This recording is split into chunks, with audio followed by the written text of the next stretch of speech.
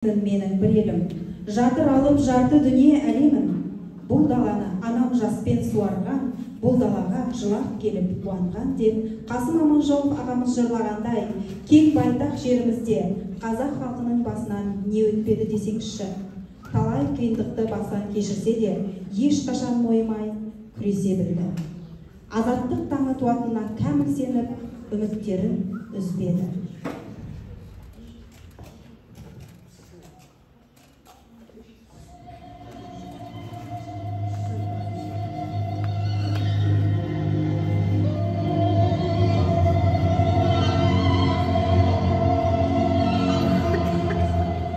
Сұрса қанаты, тұлпар шапса тұяғы талатын, осынау кең байтақ жер қазақ жері. Шығысынан шыққан күн батысына кең даланы тыймай батады. Сондай әсем жер әскерлердің соғысы, қуғындардың қонысы, жат пен қаттың мекені, қорқыныштың секемі болып болашақ. Енді алашымақ намысын үкілейтін, мықтылардан үркімейтін күн туады. Себебі дүниеге сән құрып, желді бағыттастыратын, мәңгілік елді қалыптастыратын шекес дұрыстай бұл келді.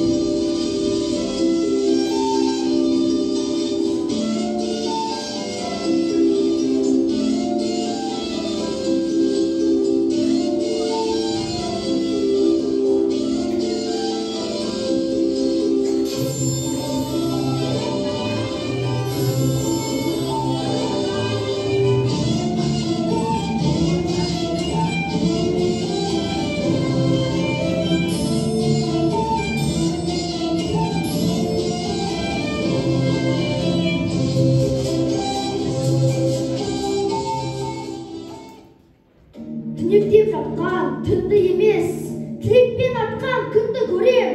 Елімнің еңіреп жүргендерін емес, бұқаудан босап күлгендерін көрем. Өркендеп өсіп толғанын, мәңгілік ел болғанын көрем.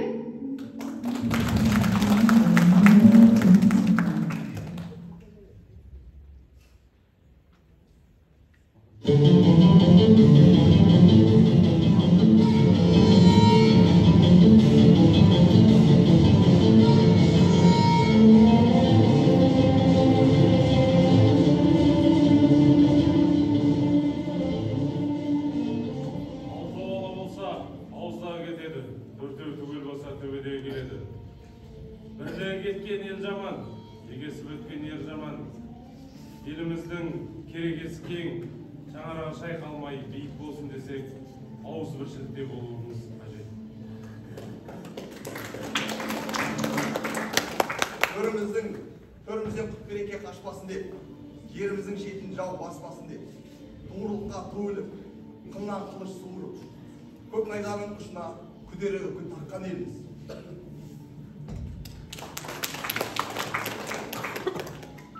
Бірлігің болғаны өмір сүргенің, бірлігің болғаны бақытты өмір сүргенің.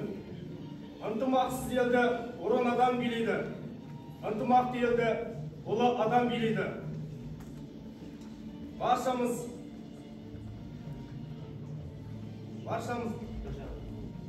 бір жағадан бас болып, бір жеңнен қол шығарып, татулықты ту еткенде ғана тарих бетінде тұрақталар, тұғыры биік, мәңгілік ел бола аламыз.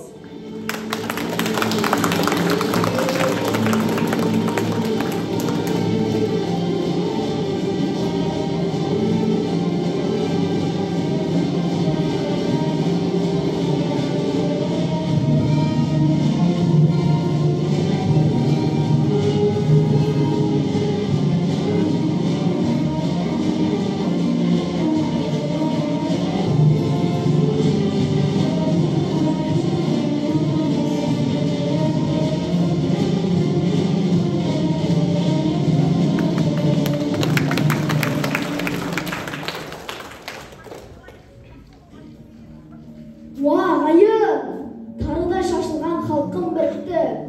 Қой үстіне боз торғай жұмыртқалаған бейбіт күн туды.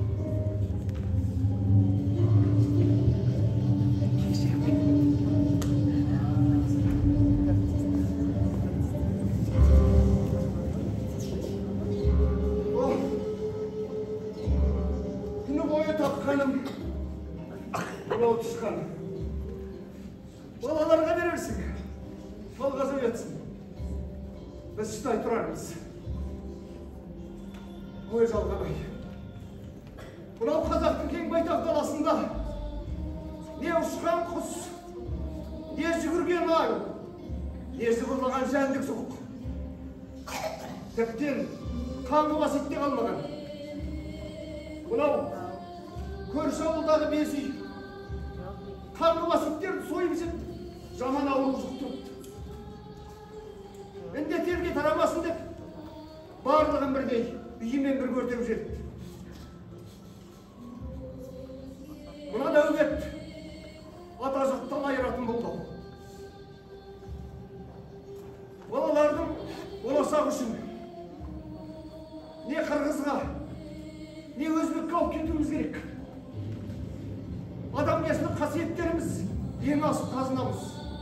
Осы адамгершілігімізден айырмасақ, әлі де бақытты күнгі кенелеріміз. Балам, балаларды дайында. Кетейік. Кетейік. Кетейік.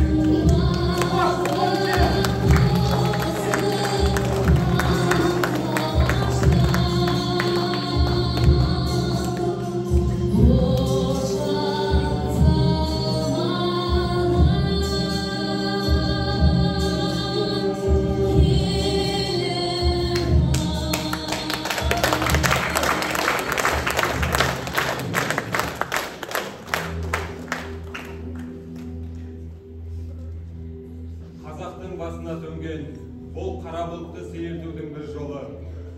Білім алу, оқу, іздену. Білім нәрімен сусындаған жас өреннің әрқашан өресі кең, санасы биік, аспаны ашық болары анық. Мәңгілік елдің тірегі, білімді ұрпақ.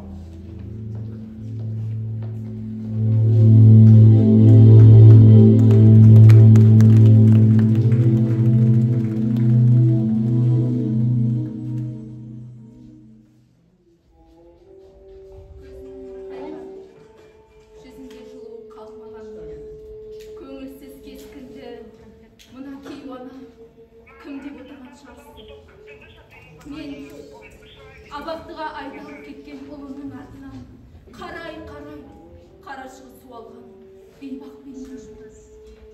Тұла бойымда тынымсыз соғып тұрған ана жүрегіммен сүйретілген құрбанға қалған тыныс тіршілік түгелімен тоқтаған. Ахметім, арысым, құлыным, елін ойлаған үшін, халқының қамын жеген үшін, ұрпақтың болашағы үшін қылмыскер атанып, сұм саясаттың сойылынан соққы жеп, темір торға тоғытылған. Қызығыңды көрем бе дегенімде, амандығыңды да біле алмай, қарт күйге түстім ау. Ахметім, құлыным, аман есен бе екенсің? Қайта келем екенсің?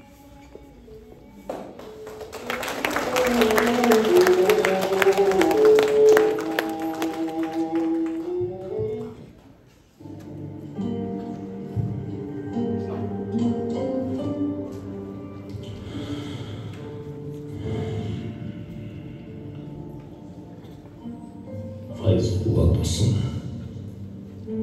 аса қымбатты, мұңменен азап жаныма батты.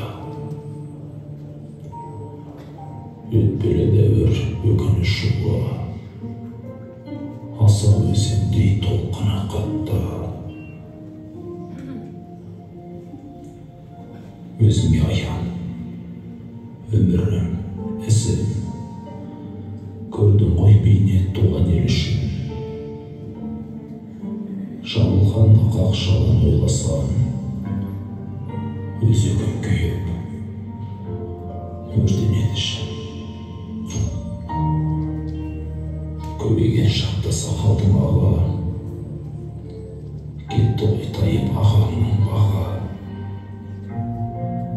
Темір құрсаулы түрмеген мынау, төртінші рет мен қамалдым дағы. Ана сүтімен ақындықтарып, жыл жасы отырмын налап. Халық жауы қасірет шеккен, бүгінде енді Bende bir hal. Жасымдан 60-тан асқан, нұрдай беттен ажырым қашқан. Отырмын меңзең айыпқа батып, туған халқыма атанып дұшпан.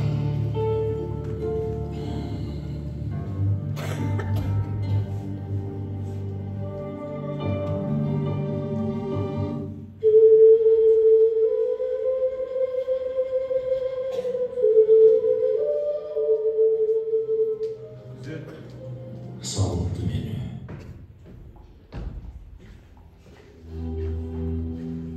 Алыстағы сағыныштан сарғайып, қайғы қасіреттен қабырғасы қайысып отырған сорлы анама менің мына хатымды табыстап, аман есендігімді жеткіз. Хатыңды жеткіземін ау. Бірақ ол уақытқа дейін аман қалмауың да мүмкін.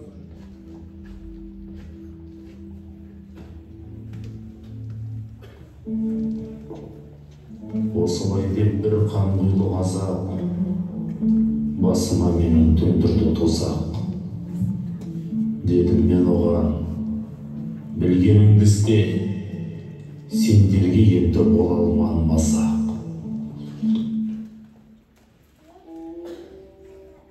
Шешей, қылмыскер оңнан хат келді. Ахметім де өзі аман ба екен?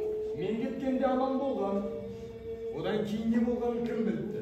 Жазасы ауыр, өлім жазасына кесілтетуде.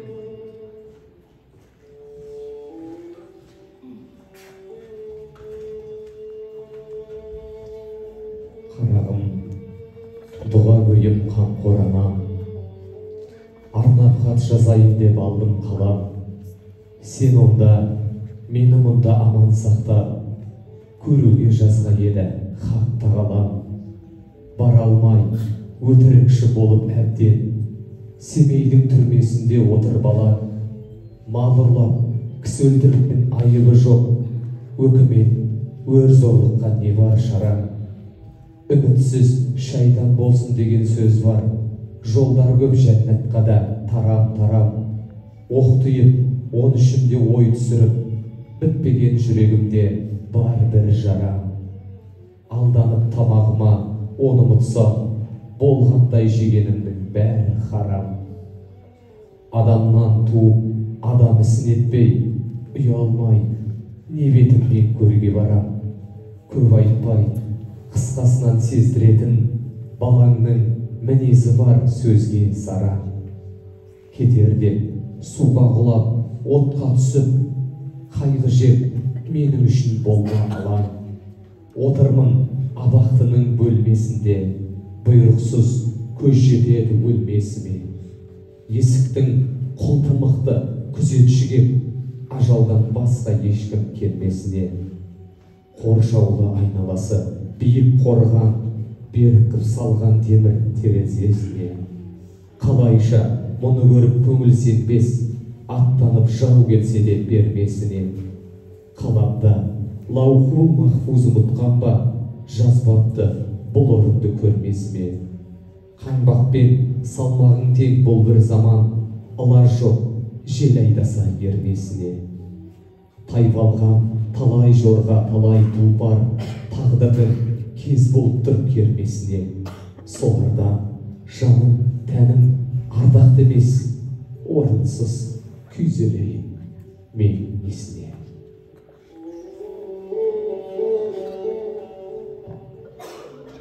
Хакім абай, артында сөз қалдырған өлмейді демеуші ме? Менің ұлым өлген жоқ. Ұлымның жүрегіндегі ұлтына деген ұлы сезім қазақ халқымен бірге мәңгі жасамақ. Әлақ Ахметім аңсаған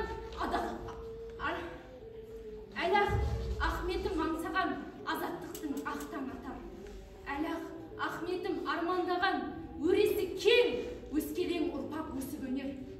Мен батыр ұлту, менің ұлым, ұлтым деп ұрандаған халқының қамын жеген нағыз қас батыр. Ахметім, қарағым, құлыным, Құдайдың алдында арым таза. Мүмкін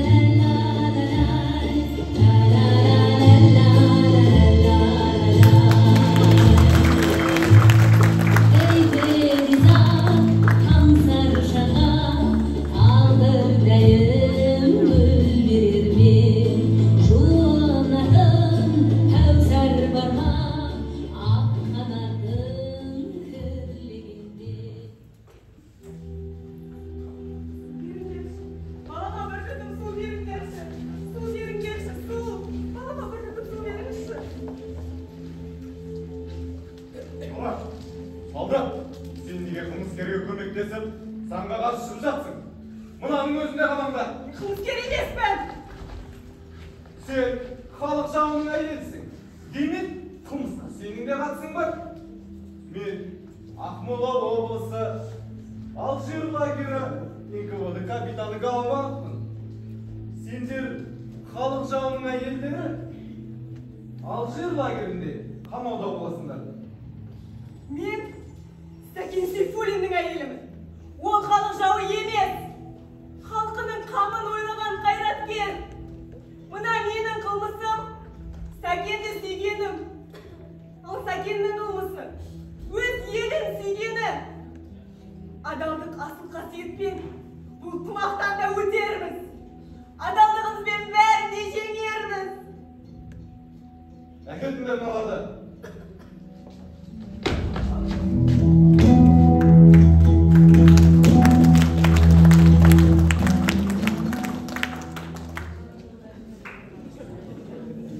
Өлімде тыныштық ол тас қараңғы.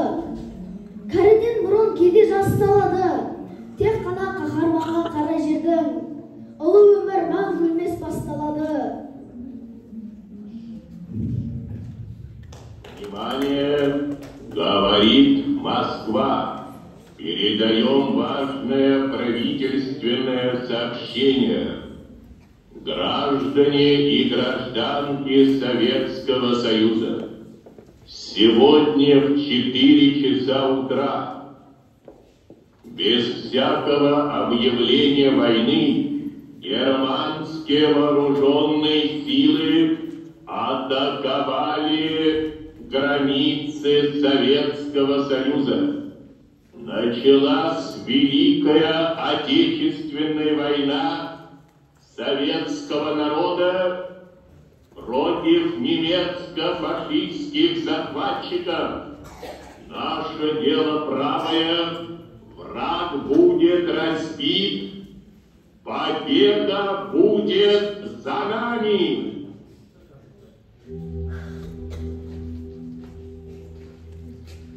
Құдайым, соғысы несі? Жалындағы жастығында. Сұм соғыстың жалыны шарпығаны ма? Атадан қалған жалғыз ұл еді. Немерем көріп, қызығымды көрем ба дегенде, бұны да көп көрді ма Құдайым? Анашым, мен сіз үшін және болашақ үшін соғысқа аттанып барам. Әлі фашизмге қарсы тұрып, жеңіспен аман есен ораламын. Өр рухымыз, ерлік, батырлық қасиет бойымызда болғанда ғана еліміз мәңгі жасайды. Қош бол, жолың болсын.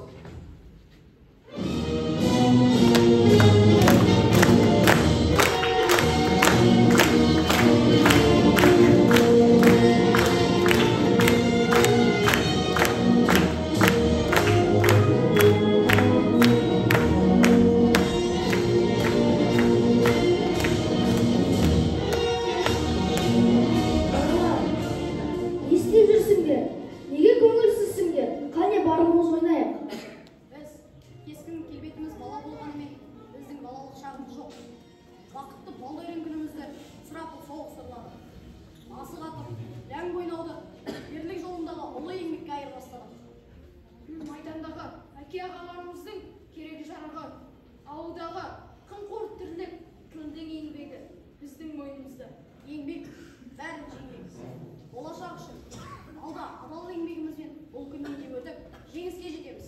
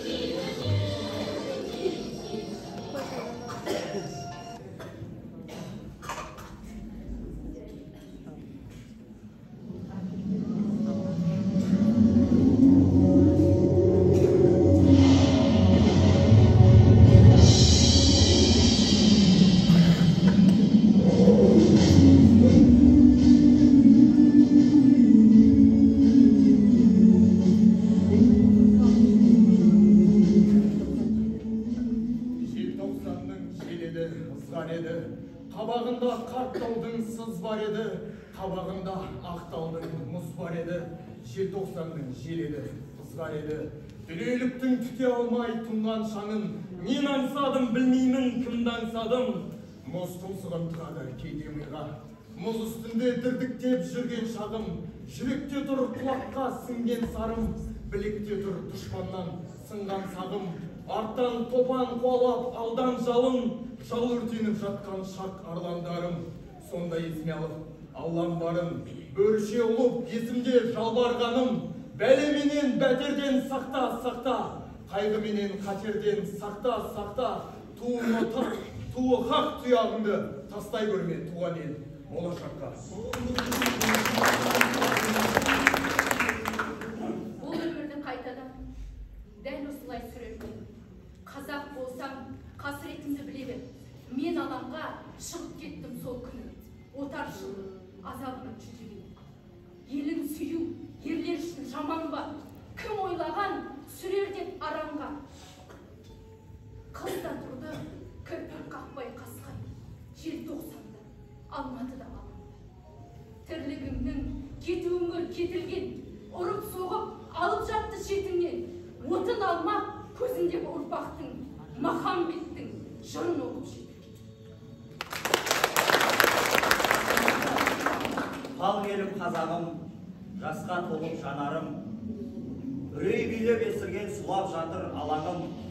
Желтоқсанның желіккен, желі сүйіп тұр үнсіз, еркіндіктің еңсегей, көкке асылған жалауын.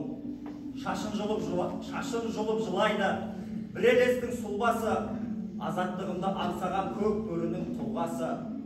Жеті басты жалмауыз жерге кіріп кеткен деп, мінберлерден сөйлейді, ауық-ауық бір басы. Ол қызымның төгілген, обалы мен сауабы, елдігімнің ертеңге айтар жалғыз жауабы. Тамылжыған бүрінді естіп жатып оянам, қобызымның кетеді, мұңға толы шанағы. Желтоқсанда жараланды, жас жүрегі талай күн, ел басына бұлт үйіріліп шықпады алдан арай күн. Желтоқсанда біз ту еткен тәуелсіздік еркіндік, талай жылдар іште өлген арман еді талай. Сол арманға жету үшін бас көтерген шынарлар, батыр жігіт, ару қыздар естерінен шығарма. Алаңда жанымды бердім, бірақ арымды бермедім. Өр рухымыз, ұлттық болмысымыз бізді болашаққа жетелейді. Қыршынымнан қиылдым, елдігім мәңгілік болсын деп. Мың өліп, мың тірілген қазағымның басына түскен тауқыметтің соңы осы болсын. Мен түсіндім. Азат, берік, мәңгілік ел болу үшін бойымызда ауыз біршілік, адамгершілік, білім, адалдық, ерлік пен батырлық, еңбек, сүйгіштік, өр рух пен ұлттық болмыс бір уақытта болуы керек.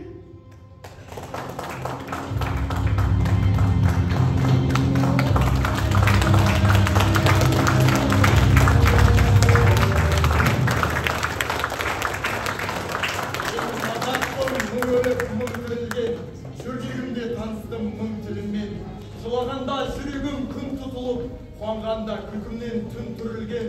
Мен қазақтың ажалсыз анамын мен, құрсағыма сыйдырдым даланы мен. Пәк сәбимін бесікте өлдеген, дәуірлермен құрдаспын данамын мен. Осындай боп білмеймін кімнен тудым, бәлки қайсақ, бәлки бір құннан тудым.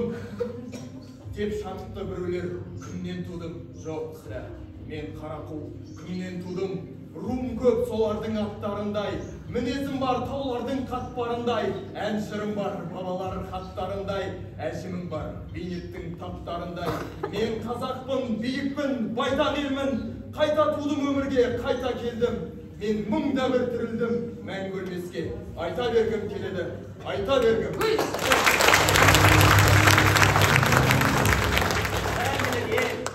Арманымның асқары, мәңгілік ел бақытымның бастауы, мәңгілік ел тарихымның дастаны, мәңгілік ел болашаққа бастады.